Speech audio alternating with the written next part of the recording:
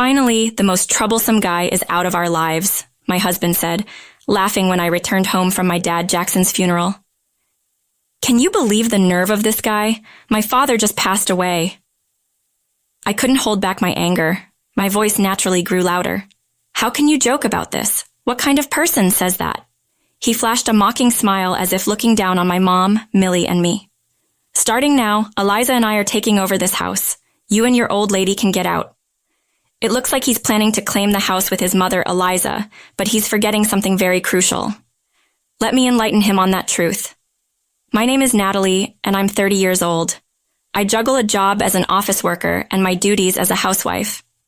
Tyler and I have been married for 2 years. Our relationship has always felt like an extension of our friendship. Even now in marriage, we still feel more like friends than a married couple. People often tell us we're like a mature couple. Neither of us is overly affectionate. We don't hold hands or stick too close to each other. In short, we're comfortable together. We both understood this when we chose to get married. Our mornings start with a shared meal and planning that day's schedule. Sipping his coffee, Tyler spoke up first. I have a drinking party with my coworkers after work today. Got it? Guess I'll eat out then. Actually, I might go straight to my parents' house afterward. What? Again? You just went back there recently. It's fine. I have tomorrow off, and Eliza said she wants to go shopping with me. Shopping? Let me guess. You're going to end up buying everything, right? I'm happy to buy it, so don't butt in, Natalie. You may have guessed, Tyler has a soft spot for his mother, Eliza. I didn't notice it until we were married, but after we started our life together, I began to have concerns about my husband.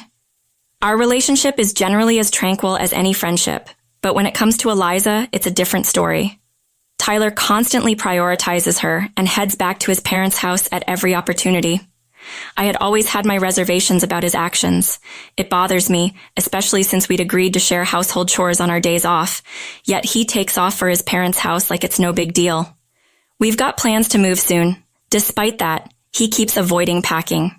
All talk and no action. I couldn't hold back my frustration and let out a snarky complaint. Going back to your parents' house is fine, but what about our place? We agreed to declutter this coming weekend, remember? Oh, can't we do that some other time? It's not urgent. It is urgent. How many times have you put this off? I did the last cleanup alone, you know. Fine, he said. I'll help next time. What are you talking about? We're moving next month. Okay, fine. I'll do it when I get back tomorrow. Grumbling, my husband left the living room, and as his footsteps faded away, I let out a sigh. Why can't I find a better way to say things? We both agreed to move after all. Our new home is my childhood home. 3 months ago, my dad, Jackson, fell ill and had to be hospitalized. My mom, Millie, has trouble walking, and it's difficult for her to live alone. It's unthinkable to leave her alone in that big house. It's not far, and the house was renovated a few years ago, so it's in good condition. My husband agreed with no hesitation, saying if we can live in a house that big. Thankfully, Millie is happy to have us live with her. Though I'd love to proceed with the move smoothly, Tyler is making it difficult. Time is running out, but I keep pressing him. A few weeks later, we finally completed our move and started our life at my childhood home. Millie will visit Jackson on weekdays, and I will go on weekends. Housework will be shared by Millie and me, and my husband will help too. On this Saturday, Millie and I decided to go to the hospital to visit Jackson. The hospital is big, and I'd find it hard to navigate on my own. In the morning before leaving, I reminded my husband, Tyler, we're heading to the hospital. Oh, have a good trip. You remember what I asked you to do, right? Did you ask me to do something? The laundry is hanging outside. Bring it in the afternoon and please finish unpacking. I told you about it yesterday. Oh, yeah, something like that. Okay, I got it. Holding his phone, Tyler responded without making eye contact. I reiterated, please take care of it, and then Millie and I left for the hospital. Several hours later, Millie and I returned home. Jackson's condition wasn't great, and the doctors also had a concerned expression. Feeling down, I walked into the house and was stunned. What? The laundry's still hanging? Boxes not unpacked? Empty ramen cups on the desk and loungewear scattered on the floor? No sign of him anywhere in the house. What is this? He hasn't done a single thing I asked, and leaving his clothes all over the place at my parents' house. Isn't he embarrassed? Even Millie was at a loss for words. Frustrated, I immediately called my husband. "What's up?" he answered, sounding annoyed. "What do you mean, what's up? Why didn't you do what I asked? Something came up. Something. What's so important that you left laundry hanging and clothes on the floor? I got called by Eliza." "Eliza again? What do you mean again? This is the first time I've seen her since we moved. We've only been here a few days." Tyler clicked his tongue loudly and dismissively retorted, "Stop meddling in my relationship with my mom. You're being annoying." "What? You're the one who didn't do the basics, Tyler. Shut up." "Fine, I'm going back to my parents today. Don't contact me." He hung up the phone. I tried calling back several times, but he didn't answer. From that point on, Tyler started going back to his parents' house. Weekdays or weekends, it didn't matter. He promised to help with the housework after we moved, but he never did.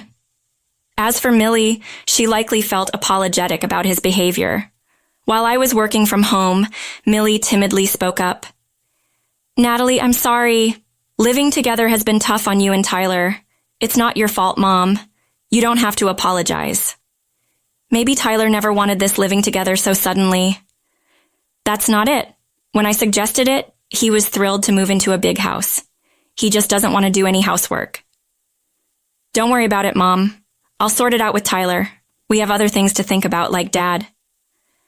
With a complex expression, Millie muttered, "Thank you." I was supposed to be making life easier for Millie by living together.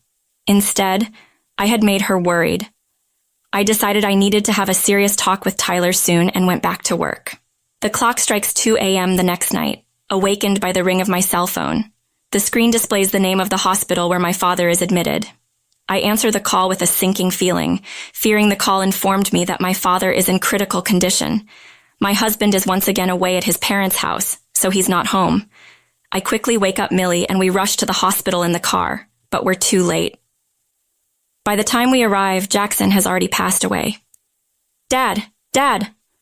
Our cries echo in the empty hospital room. Just last year, Dad was so lively. This is way too soon. No amount of wishing will bring back Dad. I understand that in my head, but I can't accept the reality. After shedding tears, I step out of the room and call my husband. It's the middle of the night, and he answers in a groggy voice. "What is it?" "I'm sorry for calling so late. Jackson just passed away." "Oh, okay. What is that all?" "Well, he was sick, right? It was inevitable." "That might be true, but can't you be a little more compassionate? You don't really need to be. Couldn't this have waited until morning?" Being a bother, he dismisses Jackson's death as such a thing. How can he be so indifferent when it's his own father-in-law who's passed away? Stunned into silence, he finally says, "Look, I'm going to pass on all the funeral stuff, okay? Just let me know when it's over." "What are you talking about? You're not coming to your own father-in-law's funeral?" "Stop nagging. If it's too much, it's too much. Handle it yourself. I'm not going." "Wait! Wait!" I hear nothing but the tone indicating the call has been disconnected. Anger bubbles up from the depths of my heart. Unbelievable. After all he's done, now he won't even attend Jackson's funeral. I'm done expecting anything from Tyler. If he keeps this attitude, I might even consider divorce. I can't bring myself to tell Millie that her son-in-law refused to attend the funeral because it's too much trouble. I lie and say, "It seems Tyler isn't feeling well, so he can't make it to the funeral." On the day of the funeral, I let my husband know, just in case, but he never shows up. My heart aches when Millie asks, "Is Tyler okay?" Once things settle down, I'll talk to Millie about the divorce. As these thoughts crossed my mind, I returned home after the funeral to find stacks of cardboard boxes in the hallway. "What's all this?" Next to me, Millie looks confused as she stares at the mountain of cardboard boxes. Just then, my husband and Eliza emerge from the back of the house. "What's going on here?" Tyler, stretching leisurely, responds, "It's obvious, isn't it? These are Eliza's boxes."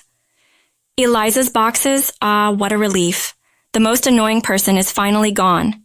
Now Eliza and I can live here together. "Who are you calling annoying?" "Your father, of course. Now that he's gone, this house will be for Eliza and me." My husband spouts this nonsense with a sleazy grin on his face. Unable to contain my anger, my voice becomes harsh. How dare you? You didn't even attend Jackson's funeral. I married you for your family's money. Now that your father is gone, you'll inherit this house, right? What's yours is mine. Wait, inherit this house? Yeah. You can live somewhere else until your mother passes away. After that, you can come back and work here as a housekeeper. Starting now, Eliza and I are going to live here. You and your old hag can leave. At my husband's words, Eliza started clapping and giggling. That's my boy Tyler. Way to go, right? We've landed this big house so easily you should be grateful to me. I will be.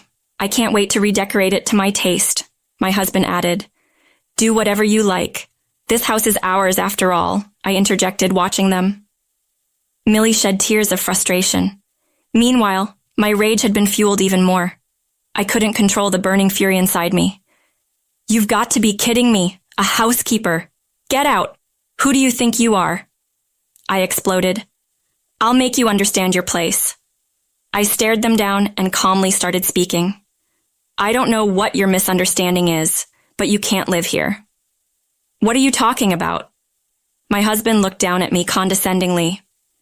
I'm not divorcing you, which means your house is also my house. And so, I can let Eliza live here. That's what I'm saying, he continued. Well, hypothetically speaking, if I had inherited this house from Jackson, you being my husband might have had some rights to live here, I retorted. If you had inherited... You did inherit this house from Jackson, didn't you? My husband's face was turning pale fast. Next to him, Eliza started panicking. What's going on here? She asked nervously.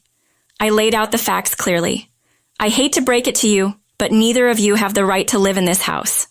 What? What are you talking about? My husband stuttered.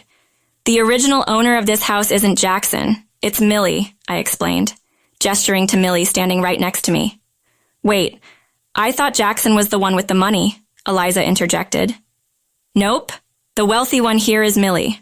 Her family are well-known landowners, and this house was built by her grandfather. Oh, and Millie is the one who renovated this house, just so you know, I clarified. No way. So even if your dad is gone, this house isn't mine, and it definitely isn't yours either. Stop making assumptions, my husband muttered. At that, my husband let out a soft gasp at my shouting. Their faces, which had smirks just a moment ago, were now sickly shades of blue. Pouring out all my pent-up anger, I said, You didn't even attend Jackson's funeral, yet you come up with this pathetic scheme like this. I never thought you could be this irredeemable. Hold on, Natalie, let's calm down, my husband attempted to placate. Shut up, don't you dare call me by my first name. I'm done being married to you. Our relationship ends today. Go live with your precious mom for all I care, Natalie. Get out, or do you want me to call the police? I snapped. At that, my husband and Eliza trembled and scampered off. And that's how my married life came to an abrupt end. I sent Eliza's stuff, which had been moved without my consent, back to her parents' home. When I arrived with the divorce papers, my father-in-law, Levi, who had learned about the situation, was furious with my husband and Eliza. Under Levi's watchful eye, Tyler reluctantly signed the divorce papers. Levi decided to divorce Eliza and even disowned Tyler, kicking both of them out of the house. Afterwards, Tyler rented a cheap apartment and started living quietly with Eliza. They're reportedly struggling financially, especially since Eliza is unemployed, but I have zero sympathy for them. They reaped what they sowed. He can go ahead and make life miserable, just him and Eliza. As for me, I've started living with Millie back at our family home. After Jackson passed away, things were uncertain for a while, but now Millie and I are enjoying peaceful times together. I have no plans to leave Millie alone. I want to be by her side until the end, gradually repaying the love